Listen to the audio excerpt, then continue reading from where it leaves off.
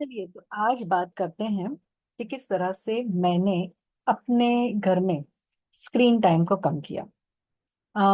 जब बच्चे छोटे थे तो वो टाइम ऐसा था कि जहाँ मोबाइल इतने फ्रिक्वेंटली यूज मतलब नहीं होते थे। और उस समय पे टीवी का ज्यादा चलन था। तो जनरली जो भी कुछ रिस्ट्रिक्शंस या रूल्स रेगुलेशंस लगने होते थे वो टीवी के रिलेटेड लगते थे। सो अगर मैं मेरी बात करूं तो जब बच्चे छोटे थे तो उस समय पे सबसे पहले मैंने ये किया कि टीवी का यूसेज मैंने खुद कम कर दिया। इन द सेंस अ, मैंने मैं कभी सीरियल्स वगैरह वैसे भी नहीं देखती थी। मुझे शौक था सिर्फ फिल्में देखने का। और फिल्में भी मैं ज्यादातर ये पसंद नहीं करती थी कि मैं टीवी पर देखूं। पर जो भी कुछ बच्चों के साथ कभी कभार कार्टून देख दिया या कभी कभार कुछ उनके साथ कुछ एक्टिविटी के लिए कुछ चैनल्स देख ली तो वो भी मैंने बंद कर दी। अब शुरुआत में ये थोड़ा डिफिकल्ट रहा क्योंकि बच्चे भी यूज टू नहीं थे। पर एक बात मुझे कंफर्म पता थी कि अगर टीवी की या जो स्क्रीन है उस पर ही अगर हम लगे रहे तो हमारी जो भी क्रिएटिविटी है वो कम होती जाएगी। तो इसलिए मैंने कार्टून के जो चैनल्स थे वो सभी थे हमारे घर में, पर देखना मैंने बंद कर दिया। और धीरे धीरे धीरे करके थोड़ा कोशिश ये की कि कुछ नई एक्टिविटी इंट्रोड्यूस की जाए। और एक मेरी गलती ये होती थी उस समय पे कि मैं थोड़ा सा स्ट्रिक्ट हो जाती थी।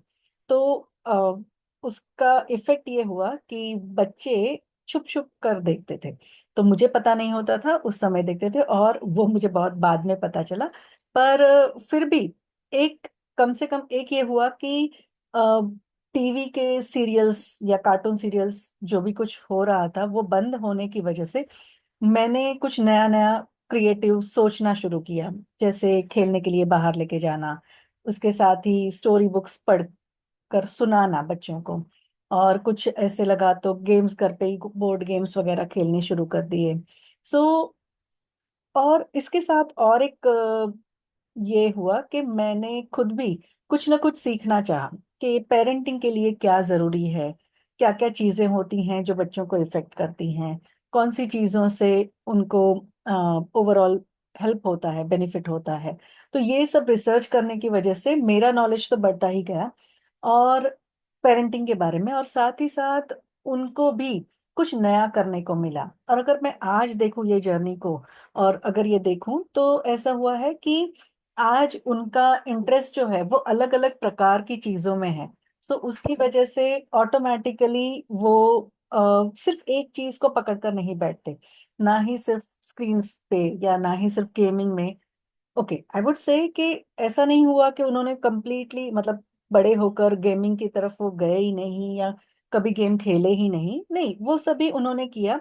पर फिर भी उनके जीवन में एक बैलेंस रहा हमेशा, जिसकी वजह से वो जो एक्सट्रीम होता है उसको लेकर मुझे कभी चिंता करनी ही नहीं पड़ी। और ऑटोमेटिकली वो अलग अलग चीजों को सीखने की कोशिश करते रहे, अलग अलग चीजों को एक्सपेरिमेंट करने की कोशिश करते रहे। तो सिर्फ और सिर्फ स्क्रीन या अभी मोबाइल्स आ गए हैं तो सिर्फ मोबाइल पे बने रहना या सिर्फ गेम खेलते रहना इतना ही नहीं हुआ। उसके अलावा भी उन्होंने काफी कुछ सीखना चाहा, काफी कुछ करना चाहा।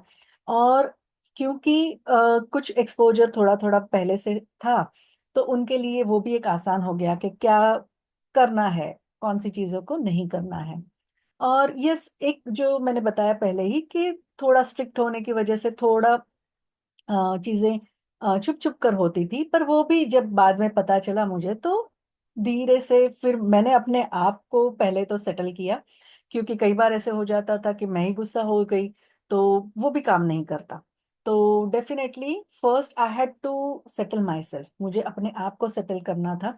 और उसके बाद अपने बच्चों के साथ उसको कम्युनिकेट भी करना था। तो वो धीरे धीरे धीरे करके मैंने वो कम्युनिकेट किया।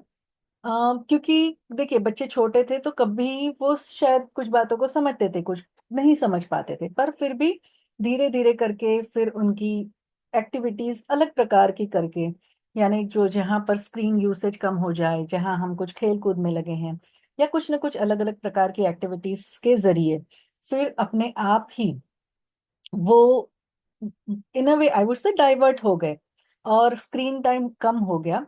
But at the same time मैंने एक ये भी बात उनसे कही कि अगर आप इस्तेमाल करना चाहते हैं तो बात कर कर करिए। डू नॉट हेजिटेट कि कम्युनिकेट ही नहीं कर पा रहे हैं, डर कर रह रहे हैं, वैसा नहीं कीजिए। तो अपने आप ये भी एक ओपन हुआ मेरे लिए कि जिससे वो बिना झिझक अगर कुछ बात करनी है तो वो कर पाते हैं, अपने आप को एक्सप्रेस कर पाते हैं और उसके जरिए जो भी कुछ चेंजेस था उनके जीवन में, मेरे जीवन में, वो धीरे धीरे करके आता गया।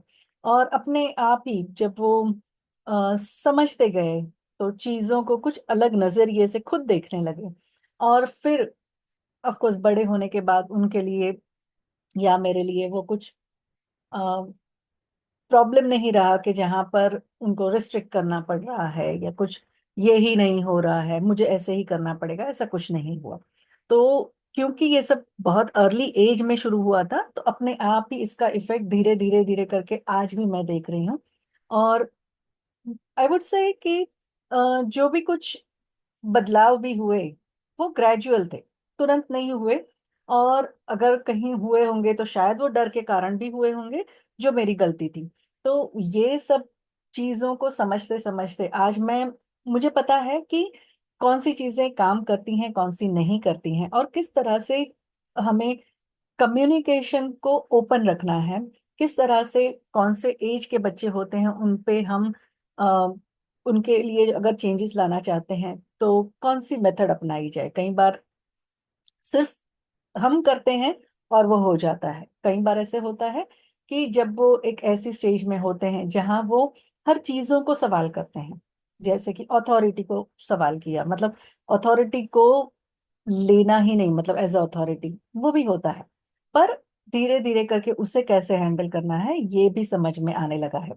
तो इसीलिए सभी कुछ इतना आसान भी नहीं था पर एट द सेम टाइम उतना डिफिकल्ट भी नहीं था। और अगर आज मैं देखूं, when I look back at my journey as a parent, तो मुझे लगता है कि अ, उस समय पे जो भी कुछ हुआ और जो भी कुछ किया उसका बहुत अच्छा रिजल्ट आज मुझे मिल रहा है।